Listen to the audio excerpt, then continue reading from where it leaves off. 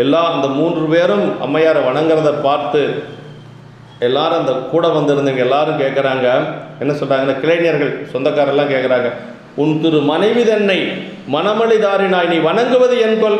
திருமணம் செய்து கொண்ட மனைவியை போய் இப்படி வணங்குறிய, அது என்ன காரணம், ஏன் இப்படி வணங்கின அப்படின்னு சொல்லி கேட்குறாங்க. இதுக்கு இவன் சொல்கிறான், அந்த அம்மா சாதாரணமான அம்மா இல்லை, மானுடன் நினச்சிக்காதீங்க, சாதாரண மனித பெண் நினைக்காதீங்க, அது தெய்வம்.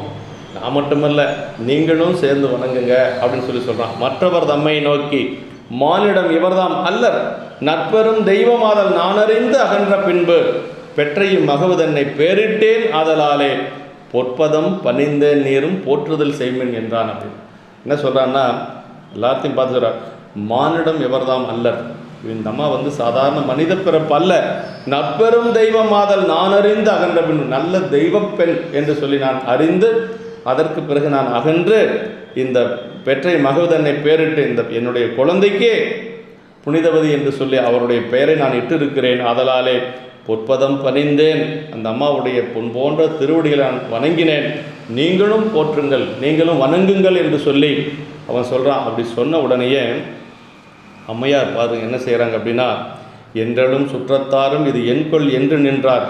சொந்தக்காரர்கள்லாம் ஒன்றும் புரியலை, ஏன்னா இங்கே நடந்ததை அவங்களுக்கு 2 பேர்த்துக்கு மட்டும்தான் தெரியும்.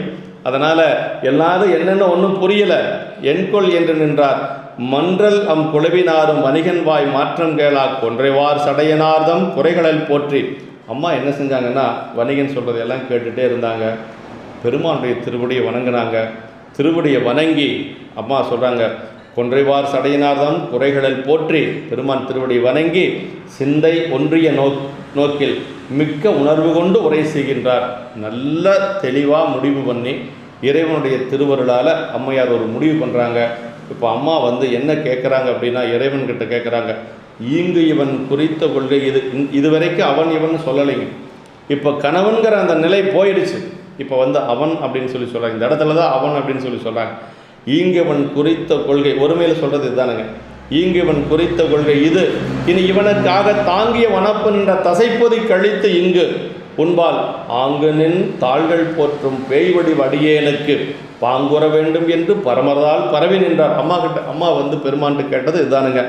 இவன் குறித்த கொள்கை இது, என்னை விட்டு வேறொரு பெண்ணை திருமணம் செய்து கொண்டான், அதனால் இனி இவனுக்காக தாங்கிய இந்த உடம்பு சதை உடம்பு இதெல்லாம் யாருக்காக இந்த அழகெல்லாம் அப்படின்னா, நான் அவனுக்காக தாங்கிய இந்த அழகு